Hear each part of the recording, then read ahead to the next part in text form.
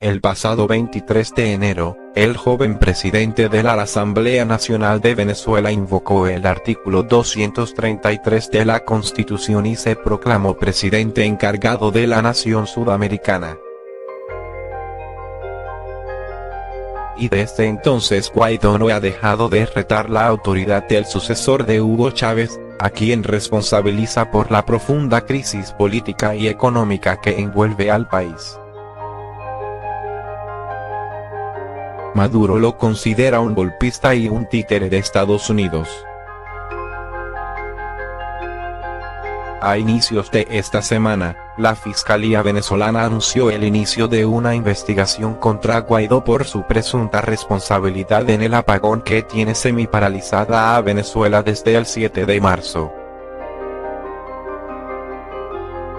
Eso, sin embargo, no parece arredrar a Guaidó, quien en esta entrevista con la V Grande se refirió a estas acusaciones y a la posibilidad de que lo lleven a la cárcel, además de temas como la posibilidad de una intervención militar y sus planes para tratar de sacar a Maduro del poder. Mira, lamentablemente la crisis eléctrica en Venezuela tiene una década. Hugo Chávez decretó emergencia eléctrica en el 2009 producto de lo que ellos denominaron una crisis producto de la naturaleza.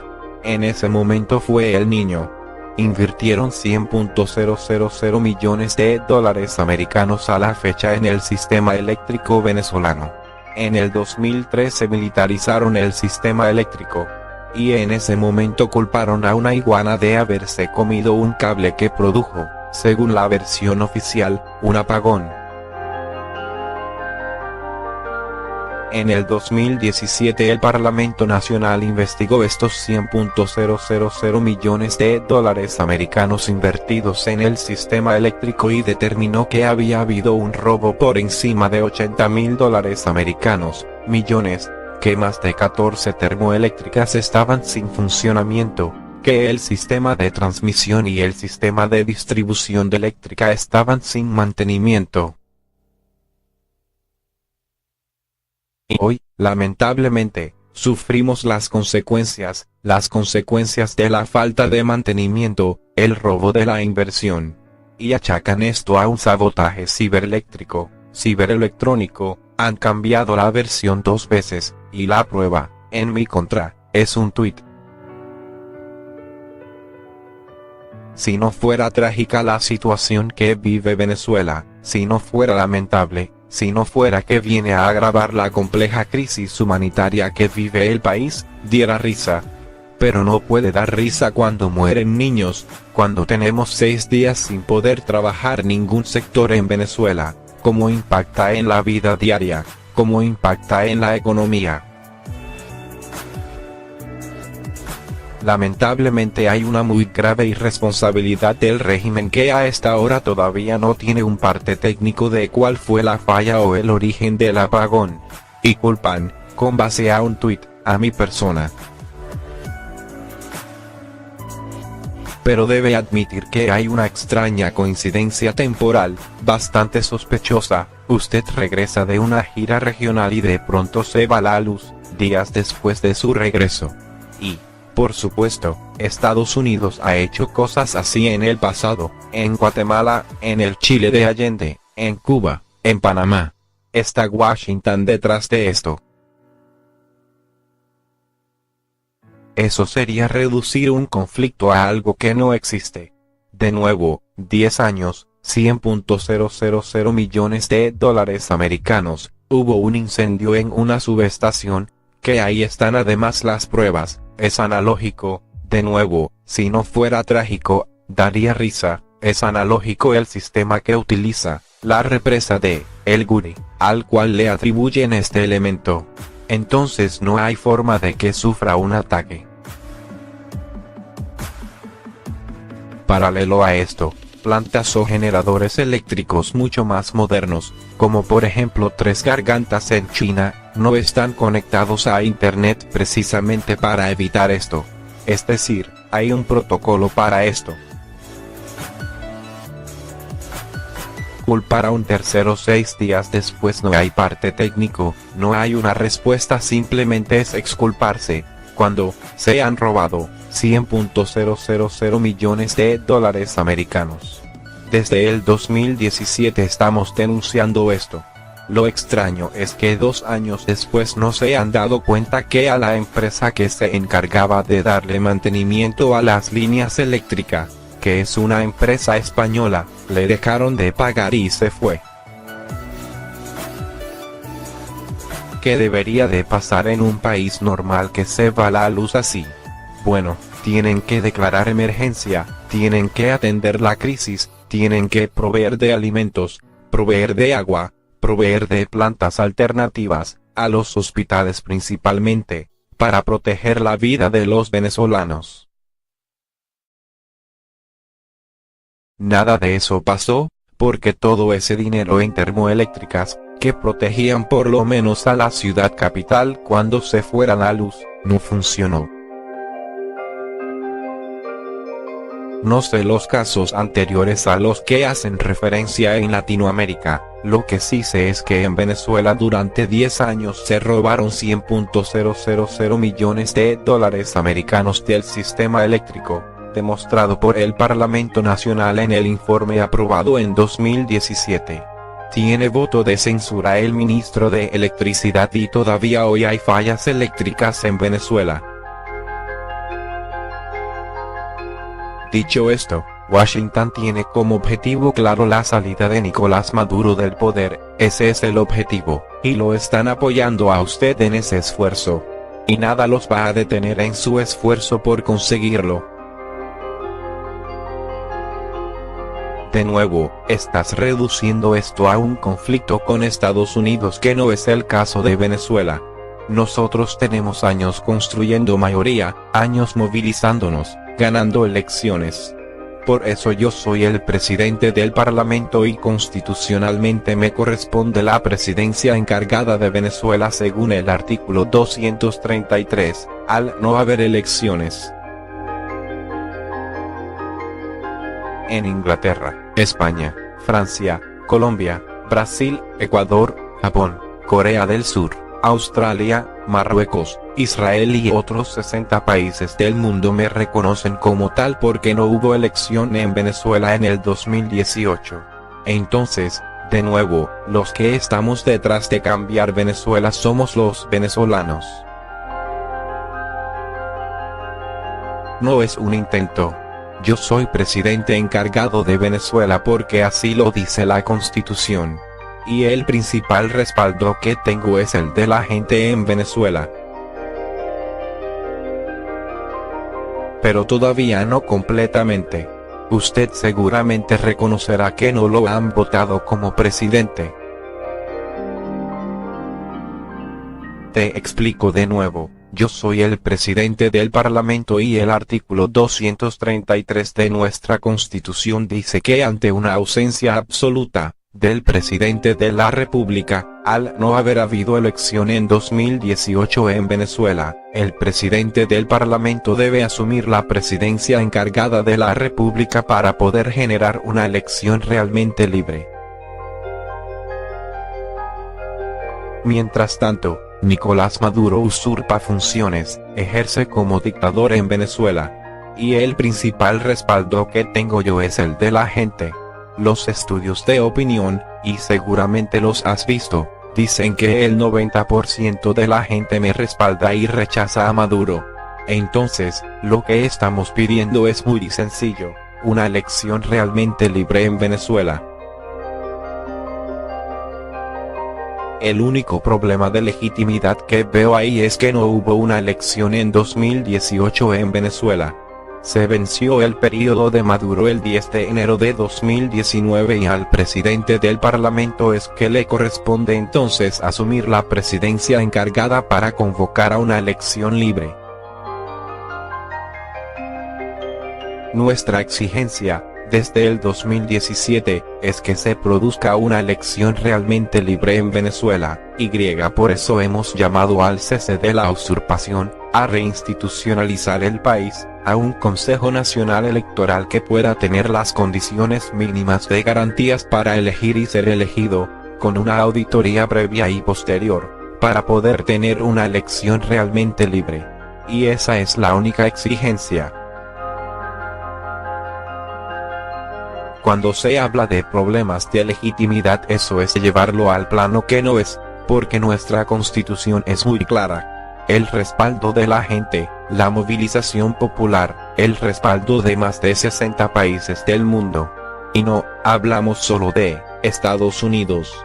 De nuevo, vamos a la vecindad: Colombia, Brasil, Paraguay, Perú, Chile, todos los países de Sudamérica, excepto uno.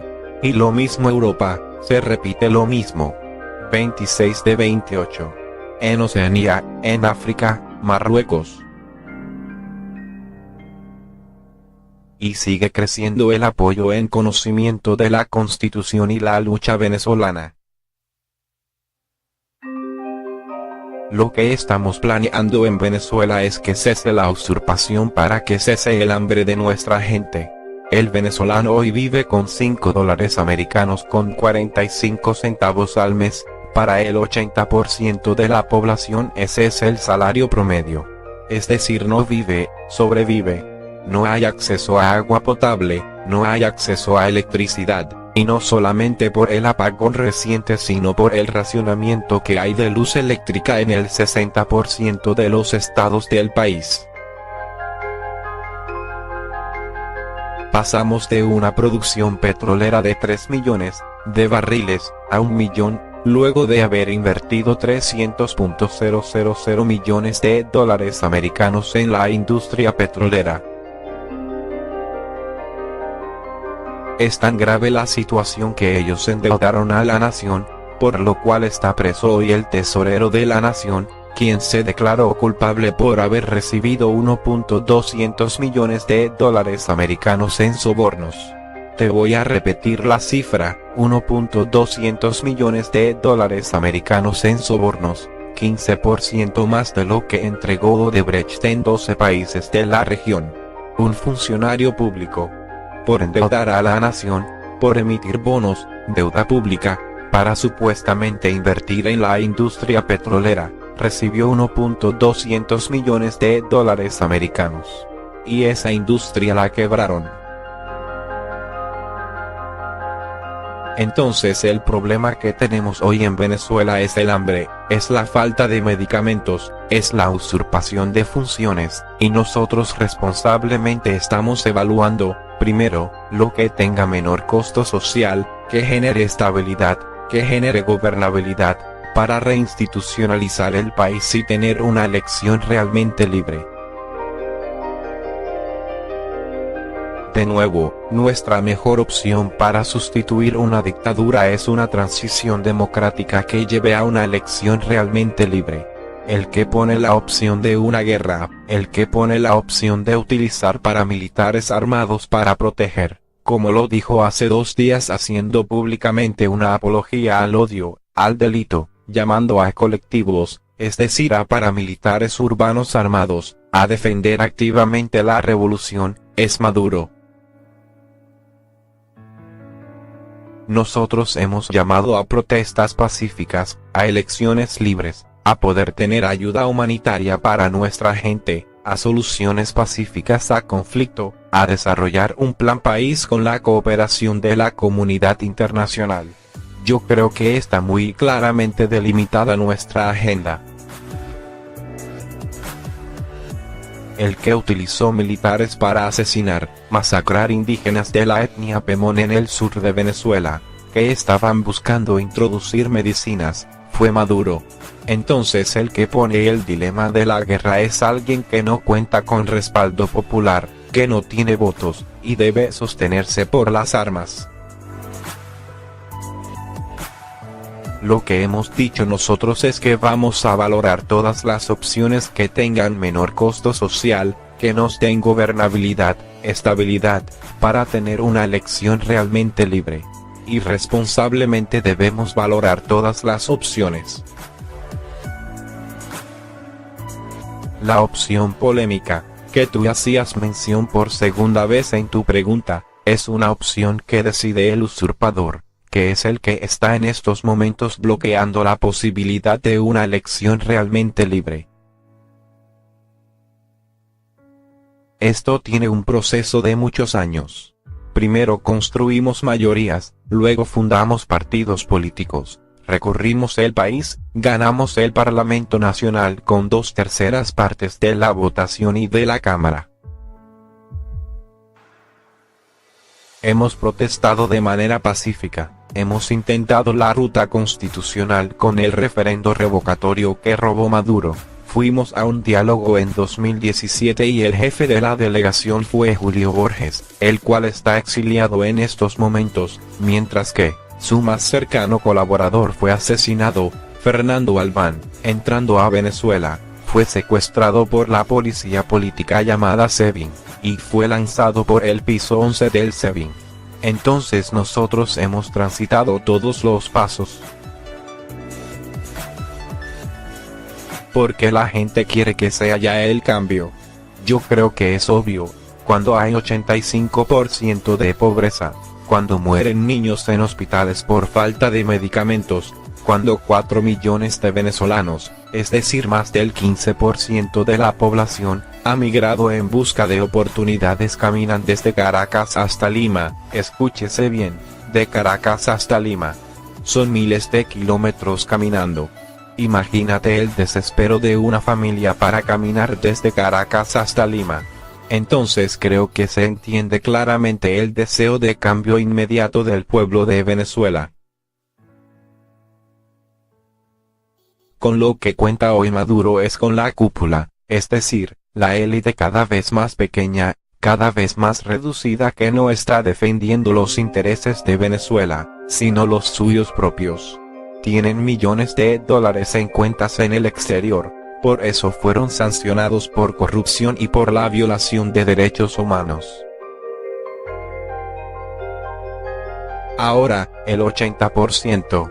Ahí están por ejemplo más de 1000 militares en Cúcuta en estos momentos, que se pusieron del lado de la Constitución, que es más del 20% por cierto, del destacamento de todo el estado Táchira, más del 20% que voluntariamente decidió ponerse del lado de la Constitución. Así que nosotros seguimos insistiendo, no solamente porque ofrecimos garantías a todos los militares que se pongan del lado de la Constitución, que exijan una elección realmente libre, sino también porque van a tener un rol en la reconstrucción de Venezuela en materia de soberanía, como por ejemplo en la penetración del ELN, la guerrilla colombiana del Ejército de Liberación Nacional, en territorio venezolano. Entonces no solamente es el rol de los militares en la transición, sino en la reconstrucción de Venezuela, y por eso les hablamos muy claramente. No tanto. Esa es una muestra de los que ya cruzaron el puente. No habla del espíritu, no habla por ejemplo de que no reprimieron hace unos días en La Victoria, donde la gente pasó tranquilamente. No reprimieron tampoco en Santa Elena de Guairén, sino que fueron paramilitares armados.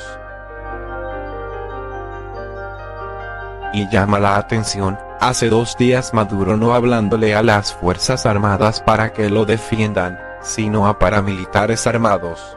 Llama bastante la atención que al parecer no se siente seguro entonces con las Fuerzas Armadas porque tiene que recurrir a paramilitares armados, que también actuaron ayer en una protesta en Venezuela. Entonces aquí ya no se trata ni siquiera de las Fuerzas Armadas, se trata de una línea muy delgada de defensa, una línea muy complicada que ha generado genocidios en otras partes del mundo cuando civiles armados por el gobierno son la línea de defensa ante una población ciudadana vulnerable, desarmada, que exige simplemente un cambio pacífico y una elección. Hay 300.000 venezolanos en riesgo de muerte. Hay otros 15.000 que no han recibido diálisis. Hay otros 60.000 que no han recibido sus medicinas el retroviral, Por ejemplo, para enfermos de VIH y otros 120.000 que no tienen medicinas oncológicas. Hay 3 millones en riesgo de una crisis sanitaria producto de la falta de agua o brotes de malaria, fiebre amarilla, dengue, cólera y otras enfermedades erradicadas mucho tiempo de Venezuela.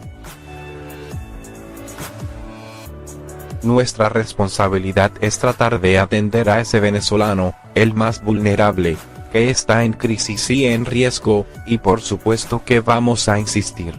¿Cuál va a ser el mecanismo? Ya vimos la actitud del régimen: bloquea, quema ayuda, medicinas y alimentos, asesina indígenas en el sur de Venezuela, en el estado Bolívar, para que no ingrese parte de la ayuda. Irresponsablemente debemos buscar los mecanismos para atender a esta población muy vulnerable que está en riesgo de muerte en Venezuela. ¿Qué sugiere? Tal cual. Esa fue la conclusión del reportaje, que presuntamente pudo haber sido. Eso fue un punto de vista de un reportaje de investigación del periódico. Fueron 3 camiones quemados y ellos hacen la referencia a un video cuadro a cuadro y a una imagen que podría haber sido el resultante de eso.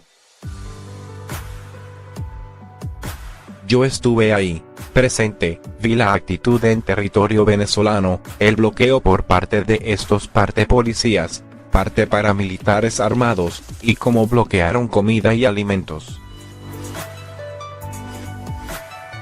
El hecho es que Maduro bloqueó comida y medicinas necesarias para nuestra gente y resultaron quemados los camiones mientras ellos bloqueaban el paso, en la parte de Cúcuta. De nuevo, en la parte de Santa Elena de Guairén fue un poco más violento, no fue que quemaron nada más, sino que asesinaron a indígenas que venían voluntariamente trayendo comida. Bueno, no son solamente sanciones, hemos protegido los activos de Venezuela en el exterior. Por ejemplo, en el caso de Citgo tomamos control de la empresa, no hemos permitido que utilicen el dinero de Venezuela para seguir financiando grupos armados, para seguirse robando el dinero. Responsablemente estamos evitando que se sigan robando el dinero de Venezuela o peor, porque sí, hay cosas peores que robar, en este caso porque financian grupos paramilitares como los que asesinaron a los indígenas o estaban hostigando ayer en manifestaciones. No podemos permitir responsablemente que utilicen el dinero de Venezuela para robárselo ni mucho menos para financiar bandas armadas, y tenemos ahí eso para iniciar la reconstrucción rápida de Venezuela. Estás haciendo referencia a un tema ideológico, de derechas e izquierdas. Pero del presidente Lenín Moreno, de Ecuador, difícilmente podrías decir que es de derecha, o el presidente de Australia, el primer ministro Justin Trudeau, de Canadá, o el presidente de Francia. ¿En dónde estoy hoy? 1. Para respetar los derechos humanos del venezolano, para restablecer la Constitución venezolana, para restablecer el Estado de Derecho en Venezuela, para el respeto de todos los derechos fundamentales de todos los venezolanos sin distingos ideológicos, para restablecer el aparato productivo y generar empleo, para superar la pobreza, poder tener un mercado competitivo que desarrolle nuestra industria petrolera, gasífera y mineral, que desarrolle a Venezuela con un potencial turístico que tiene sin precedentes en el marco de la región.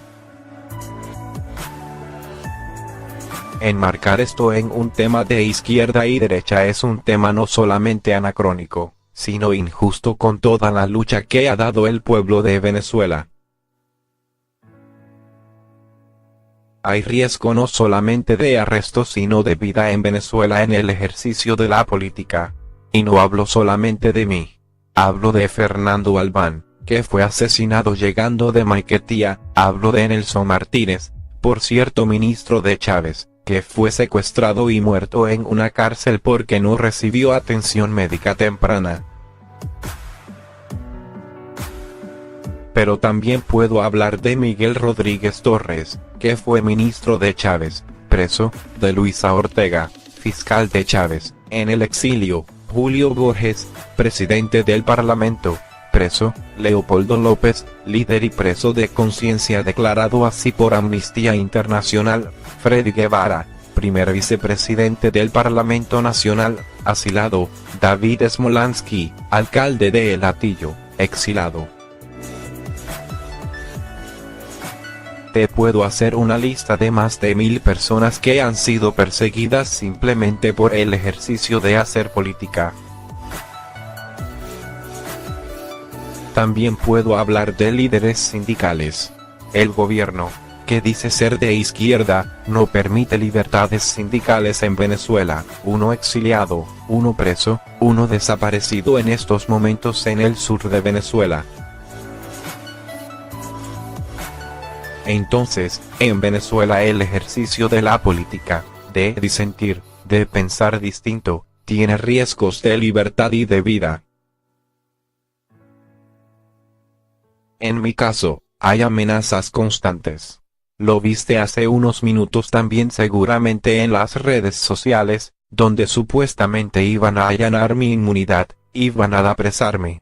A pesar de eso estamos aquí, ejerciendo funciones, buscando respaldo y ayuda humanitaria para nuestra gente. Y lo tercero, que creo es lo más importante de todo, es que nuestro proceso está enmarcado en la ruta constitucional, democrática. Tanto, que tuvieron que inventar un ciberataque para tratar de imputarme, y no lo han logrado tampoco porque no hay una prueba.